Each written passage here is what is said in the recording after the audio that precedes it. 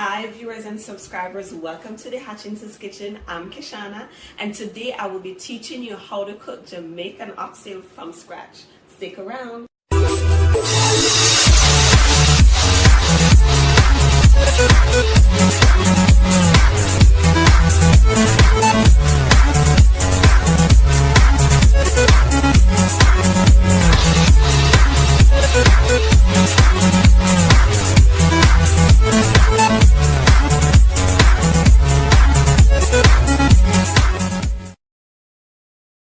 So I'm just going to be adding some oil, some cooking oil to our pot, and I usually don't use too much oil, but if you want to you can.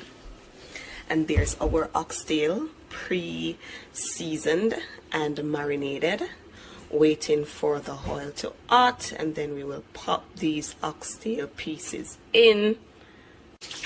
Now what we want to do is add piece of garlic to our oil so that can sort of be absorbed in the oil before we add our oxtail. And then we're going to slowly add our oxtail pieces. Now sometimes I love to use a big pot or a medium-sized pot. Today I'm in the mood of using a big pot and see the results that I get from this one, because I've never actually used this one for my oxtail. So now I'm going to put the pieces in, and you just want to add all of your oxtail exclusive of your seasonings. You want to add all your oxtail pieces in the pot exclusive of your seasonings. So you want to keep adding those.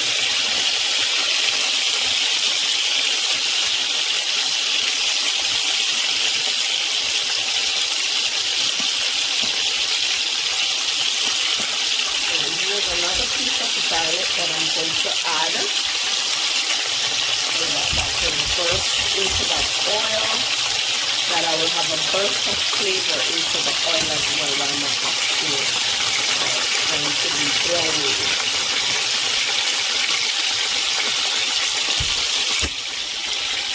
Of the seasoning, so you're going to leave the seasoning in the separate pan that the oxtails were in, and then you just want to give these oxtails in the pot, just salt them with a fork.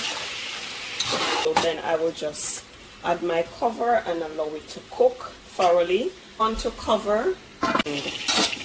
Now we're gonna add some water, and you don't have to necessarily measure how much water. Just make sure that you're adding water, that the meat doesn't dry out, because the water is what is going to help to cook the oxtails.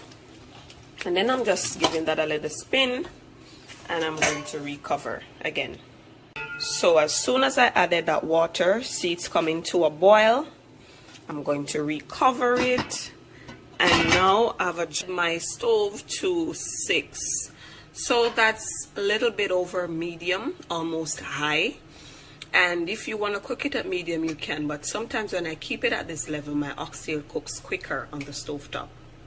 I'm also going to be making some gungo peas and rice. So I'm going to use my canned grace peas. I'm just going to add that to my pan. Okay, pan's all empty. And I'm going to season my peas. So I'm just going to be adding a little bit more water to my peas. And I don't want a whole lot, about 2 cups. And I'm going to be adding some Grace pure creamed coconut milk. Coconut looks just like this, and don't you mind how it looks now, because it's basically going to soften as the peas comes to a boil. Okay, so I've always used this and I've always gotten great results. So you can go ahead and try that, or you can use the Grace canned coconut milk, whichever one you desire. But this one works wonders. The coconut milk, it's all melted. So now I'm going to season up my peas before I add my rice. So I'm just adding 1 tablespoon of butter to it. I also love to use a little bit of jerk seasoning in my rice and peas. Just adds a whole lot of flavor to it. And I use the Irie International jerk. If that one works for you, you can go ahead and use it. I'm also adding some salt for flavor.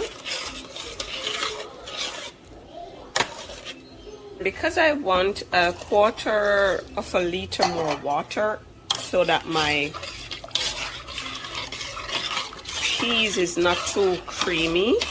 Still nice and rich, but not too rich or creamy. Okay?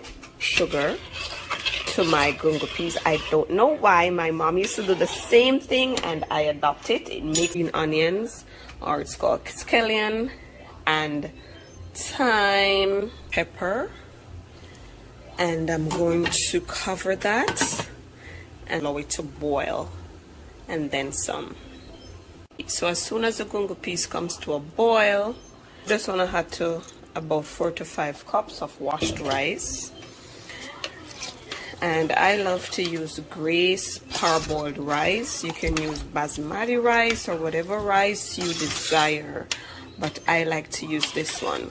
And so I'm just going to stir so all my rice and my peas are incorporated, and then I will turn my fire down, cover it, and allow it to cook.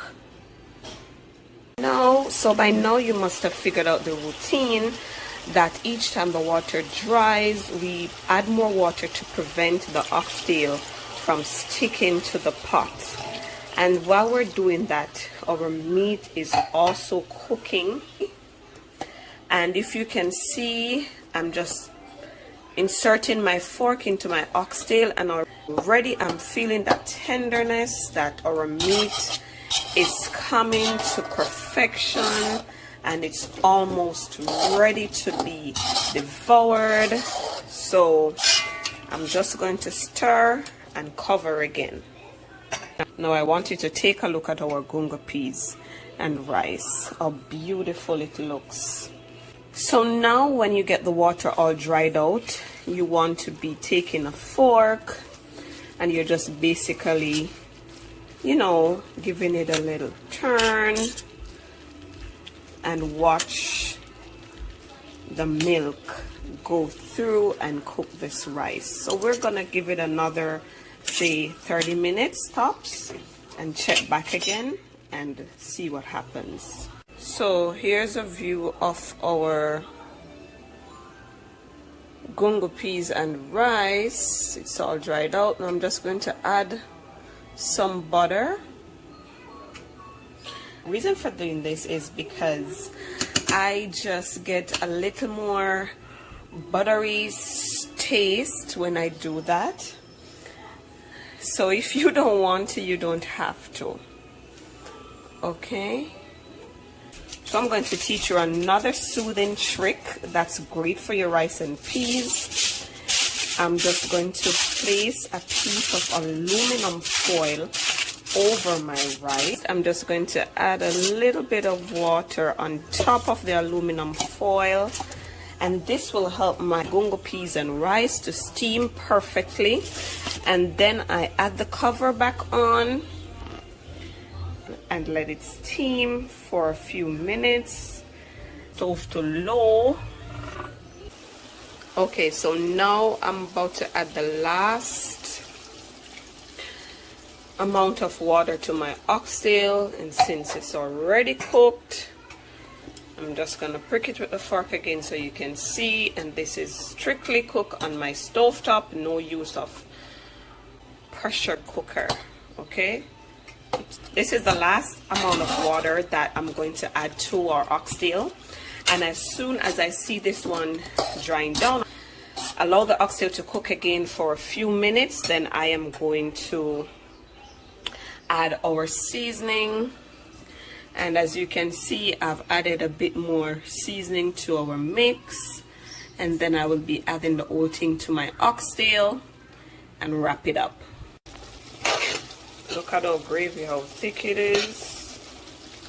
And now I'm going to add our seasoning.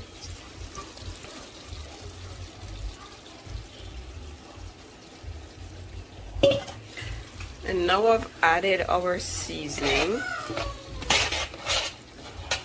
And I'm basically just giving it a spin. There's our green pepper. I don't measure the amount of ketchup I add to my oxtail. I just add some. But not a whole lot. I'm gonna add just like a half cup more of water. Just a half cup more of water I've added, and I'm combining that into my oxtail. You can see my seasoning look really great. Just like to add some more jerk seasoning to my oxtail.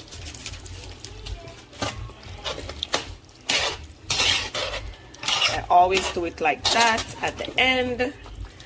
And then I'm going to pop my cover back on. So I'm going to turn the flame down on my oxtail now so that it can simmer and my seasoning can cook right through. So now we have our lima beans ready for our oxtail. Now in Jamaica we used to use broad beans, but I have to substitute with the lima beans in Canada. And these also works wonders for our oxtail. So you can definitely give it a try also. Our gunga peas and rice. Looking all shelly. Here's our oxtail.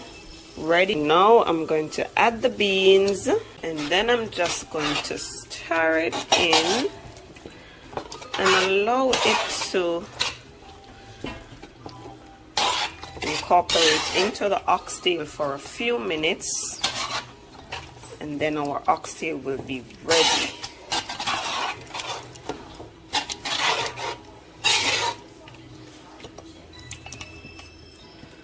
Finished product of your oxtail want to be looking like this.